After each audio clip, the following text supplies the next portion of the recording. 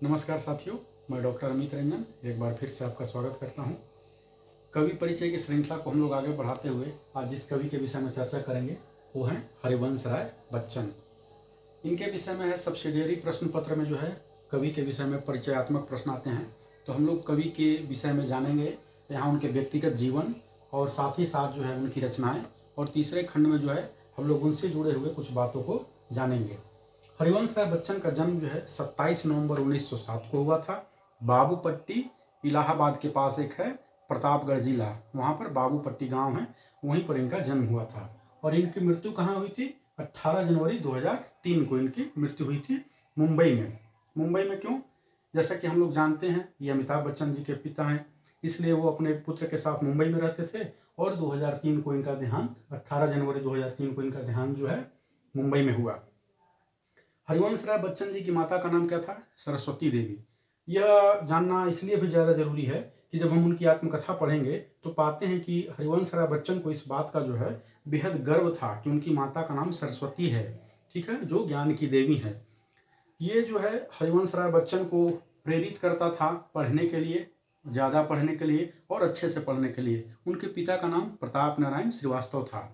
हरिवंश राय बच्चन का जो नाम है वो उनका भी नाम पहले हरिवंश राय श्रीवास्तव ही था। वो बच्चन कैसे हुए वो हम लोग आगे देखेंगे। इनकी पत्नी, जैसा कि हम लोग जानते हैं कि इन्होंने 2 विवाह किए।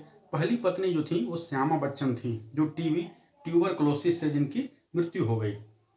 दूसरी पत्नी जो इनकी थी वो तेजी सूरी थी, जो इनसे विवाह के बाद तेजी बच्चन हो गई। इन्हीं तेजी सूरी जिनसे इनका विवाह 1941 ईस्वी में हुआ, इन्हीं तेजी सूरी से क्या है अमिताभ और अजिताभ का जन्म हुआ। तेजी बच्चन जो है या जो वो तेजी सूरी थी, तो ये गायन है और अभिनय के क्षेत्र से, मंच के अभिनय के क्षेत्र से जुड़ी हुई थी। तो यह हरिवंश राय बच्चन का व्यक्तिगत परिचय हुआ। अब हम लोग उनकी रचनाओं पे आते हैं। उनकी प्रमुख रचनाएं इस प्रकार से हैं। 13 हार 1932 ईस्वी में प्रकाशित हुआ था। मधुशाला, मधुबाला, मधुकलश ये क्रमशः 1935, 36 और 37 ईस्वी में प्रकाशित हुए थे। निशा निमंत्रण 1939 ईस्वी में प्रकाशित हुआ था। मधुशाला जब प्रकाशित हुआ था तो इसने जो है उस समय की साहित्यिक जगत में धूम मचा दी थी। और जब इसका इन्होंने काव्य पाठ किया था BHU के सभागार में जब किया था, तो शुरुआत में वो सभागार खाली था और काव्य पाठ अंत होते होते उसके कुछ अंशों को इन्होंने पढ़ा था तो वो खचाखच भर गया था। मधुशाला इतनी ज़्यादा लोकप्रिय हो गई थी कि महात्मा गांधी के पास इनकी शिकायत पहुंचाई गई कि एक कवि आया है जो शराब का प्रचार करता है। खैर बाद में वो इस शिकायत से आरोप से बरी हुए। मधुशाला इनकी अमर कृति है, इसकी कई सारे संस्करण आए। मधुबाला, मधुकलश, निशा निमंत्रण 1938 ईस्वी में प्रकाशित हुई। निशा निमंत्रण की सबसे खास बात जो है वो उसकी संरचना में है।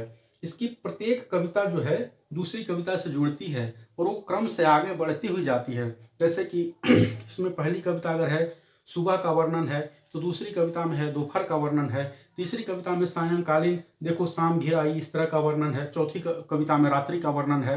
और न सिर्फ दिन के जो है प्रहरों का क्रम से वर्णन है, बल्कि इनके जीवन के घटनाओं का भी क्रमिक वर्णन उसमें है। एक विशेष संरचना है जो हमें निशा निमंत्रण में मिलती है।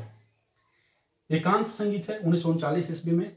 आकुल अंतर 1943 ईस्वी। खादी के फूल, मिलन यामिनी, बुद्ध और नाच घर 1958 ईस्वी। त्रिभंगिमा यह सब बहुत महत्वपूर्ण है। त्रिभंगिमा 1961 ईस्वी, अक्सर 1 नंबर में ये पूछा जाता है सवाल। 4 खेमे 64 खूटे, 2 चट्टाने 1965 ईस्वी। और जाल समेटा, यानी कि अब मैंने सब कुछ लिख लिया है, अब मैं समेट रहा हूँ। जाल समेटा यही कुछ भाव है 1973 ईस्वी में। तो ये इनकी कुछ प्रमुख रचनाएं हैं। काव्य संग्रह है ये। इनको हालावाद का प्रवर्तक भी कहा जाता है। हरिवंश राय बच्चन को हालावाद का प्रवर्तक कहा जाता है। इन रचनाओं के अलावा भी उन्होंने कई सारे अनुवाद किए हैं। जैसा कि हम जानते हैं कि वो भारत सरकार के विदेशी विभाग में अनुवादक के ही पद पर थे, तो कई सारे इन्होंने अनुवाद किए हैं। उमर खयाम की रुबाइयों का अनुवाद किया है। और लेकिन पद्य लिखने के अलावा जो इन्होंने और जो कुछ लिखा जिसमें ये काफ़ी प्रसिद्ध हुए, वह है गद्य में उनकी आत्मकथा, जो उन्होंने 4 खंडों में लिखी थी। आत्मकथा जो है उन्होंने 4 खंडों में लिखी थी, जिसका पहला संस्करण जो है, चारों जो नाम मैं यहाँ बता दे रहा हूँ, क्या भूलूं क्या याद करूं, नीड़ का निर्माण फिर, बसेरे से दूर, 10 द्वार से सोपान तक, ये 4 खंडों में आया था उनकी आत्मकथा आई थी। पहली खंड जो आई थी 1969 में, दूसरी खंड 70 में, तीसरी 77 में और चौथी 85 ईस्वी में आई थी। एक पद्यकार के द्वारा लिखी गई आत्मकथा गद्य विधा जो है उसने उस समय की साहित्यिक जगत में क्रांति मचा दी। इसको लेकर कई सारे टिक्का टिप्पणियां की गई। धर्मवीर भारती क्या बोलते हैं उसको, इनकी आत्मकथा को देखकर, कि हिंदी के 1000 वर्षों के इतिहास में यह पहली घटना है जिसमें किसी जो है रचनाकार ने बहुत ही बेबाकी से, बहुत ही ईमानदारी से अपने संपूर्ण जीवन वृत्त का वर्णन कर दिया है। आत्मकथा का पहला खंड में जो है क्या भूलूं क्या याद करूं मैं, हरिवंश राय बच्चन जो है अपनी पुरानी पीढ़ी का वर्णन मूलतः करते हैं। नीड़ का निर्माण, फिर इस खंड में वो तेजी बच्चन से अपने विवाह का वर्णन करते हैं। ये दोनों जो है कविता भी है, क्या भूलूं क्या याद करूं, इसी आत्मकथा में नीड़ का निर्माण फिर भी एक कविता है। तीसरा बसेरे से दूर जो दूर है, बसेरे से दूर जो खंड है, इसमें वो जब पीएचडी करने के लिए गए थे, कहाँ पे, इंग्लैंड में जब गए थे कैम्ब्रिज में, W.B. ईट्स की कविताओं पर इन्होंने पीएचडी किया हुआ है। तो वहाँ पर प्रवास का जो जीवन था उसकी यादों को इन्होंने बसेरे से दूर में लिखा है। और चौथा जो है 10 द्वार से सोपान तक, यह इन चारों में कमोवेश एक तरह से देखा जाए तो सबसे अधिक विस्तृत है 10 द्वार से सोपान तक, क्योंकि और इसको इन्होंने 2 खंडों में बांटा है, प्रथम पड़ाव और द्वितीय पड़ाव। प्रथम पड़ाव है 1956 से 71, द्वितीय पड़ाव है 71 से 83 ईस्वी तक। यानी कि इस कालखंड के वर्णन, कालखंड में जो इनके जीवन में घटनाएं घटी थी उसका इन्होंने वर्णन किया है। और 10 द्वार से सोपान तक, मतलब ये जो नाम है इसकी भूमिका, अपनी भूमिका में ही इसका अर्थ स्पष्ट करते हैं। 10 द्वार और सोपान दोनों क्या है, हरिवंश राय बच्चन के घर का नाम है। एक इलाहाबाद में उनका घर था, घर जहाँ जिसमें वो रहते थे, दूसरा दिल्ली में उनका जो घर था ये। तो ये हुआ 10 द्वार से सोपान तक। ये आत्मकथा जो है लगभग चारों मिला दिया जाए तो लगभग 1200 पृष्ठों की आत्मकथा है, जिसको कि अजीत कुमार हरिवंश राय बच्चन पे बहुत अच्छा रिसर्च उन्होंने किया है, उनकी काफ़ी करीबी भी रहे हैं। तो इन चारों को उन्होंने एक में मिलाकर आत्मकथा लगभग 170 पृष्ठों की निकाली है अजीत कुमार ने, इन आत्मकथा के चारों खंडों को। तो ये इनकी प्रमुख रचनाएं हो गई, यह इनका आत्मकथा हो गया।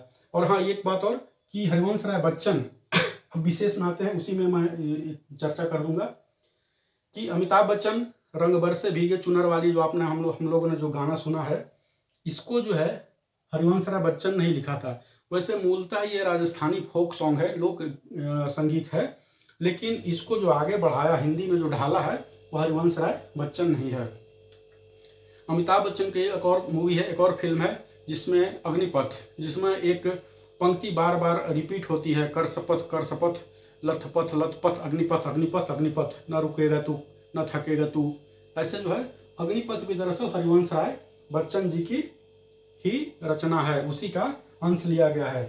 और एक और बात जो मैं बता रहा था कि इनका नाम बच्चन पहले श्रीवास्तव था, बाद में बच्चन हुआ। हम लोग ये विशेष में हरिवंश राय बच्चन के विशेष में ये देख रहे हैं कि ये बच्चन कब हुए, तो जब ये W.B. ईट्स पर पीएचडी कर रहे थे तो शोध पत्र अपना जमा करने के दौरान जो है इन्होंने अपना टाइटल जो है श्रीवास्तव हटाकर बच्चन लगा लिया। बच्चन का अर्थ होता है बच्चा, बचपन में इनको बच्चन नाम से बुलाया जाता था जिसका अर्थ होता है बच्चा, तो इन्होंने बच्चन वहीं पे अपना टाइटल लगाया था।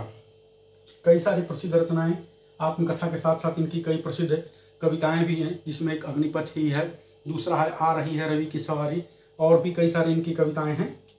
तो ये हरिवंश राय बच्चन का ये कमोवेश परिचय हुआ। मुझे आशा ही नहीं पूर्ण विश्वास है कि इस वीडियो से आप कुछ सीखने को आपको मिलेगा, आप लाभान्वित होंगे। जय हिंद, धन्यवाद। स्क्रीनशॉट चाहे तो ले सकते हैं।